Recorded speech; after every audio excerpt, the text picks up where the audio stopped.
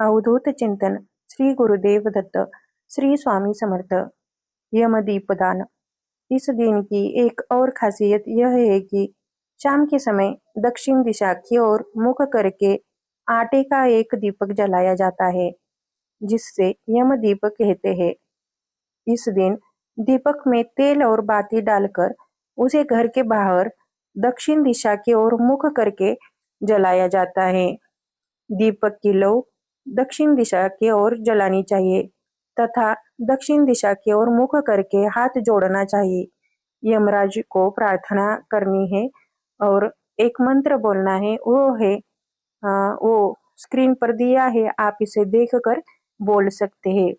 मृत्युना दंडपाशाभ्याम कालेन शामया सहा त्रयोदशान दीपदानात सूर्यजः प्रियताम मम। इस मंत्र को आपको बोलना है और दीपक को नमस्कार करना है। इस मंत्र का प्रयोग अभिवादन के रूप में करना चाहिए। किसी भी अन्य दिन दक्षिण दिशा की ओर मुख करके दीपक की पूजा नहीं की जाती। दक्षिण दिशा को धर्म की दिशा माना जाता है। यम मृत्यु के देवता है। इसके पीछे एक कथा है। इस दीपक की पूजा करने से आकस्मिक मृत्यु से बचा जा सकता है। यम दीपदान की कहानी।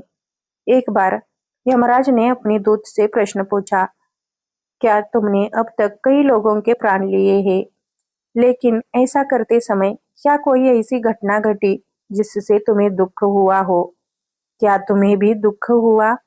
कुछ देर सोचने के बाद दूत ने उत्तर दिया, हमें ऐसी एक घटना याद है। धर्मराज बोले, बताओ। दूत बोला, महाराज, क्या हमें धरती पर हेमराज नामक राजा के पुत्र के प्राण लेने पर इतना दुख हुआ था? इतना दुख होने का यही कारण है। राजकुमार का विवाह 4 दिन पहले हुआ था।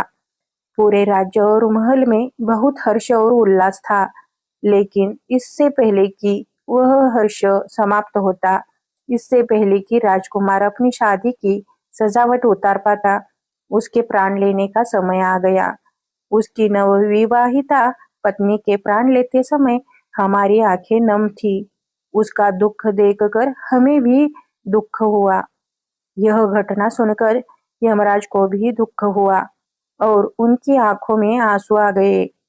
उसी दूत ने आगे कहा, महाराज, कृपया कुछ ऐसा कीजिए जिससे ऐसी दुर्भाग्यपूर्ण मृत्यु फिर किसी की न हो। यमराज ने विचार करके कहा, ठीक है, जो लोग इस त्रयोदशी को मुझे दीपदान करेंगे और आज से 5 दिन तक दीपोत्सव मनाएंगे, उन्हें ऐसी दुर्भाग्यपूर्ण मृत्यु का सामना नहीं करना पड़ेगा। मान्यता है कि तभी से यह प्रथा चली आ रही है। श्री स्वामी समर्थ। श्री स्वामी समर्थ महाराज जी के चरणों में मैं ऐसी प्रार्थना करती हूँ कि आप सभी का जीवन सुख, शांति, आरोग्य और ऐश्वर्य से भरा रहे। श्री स्वामी समर्थ।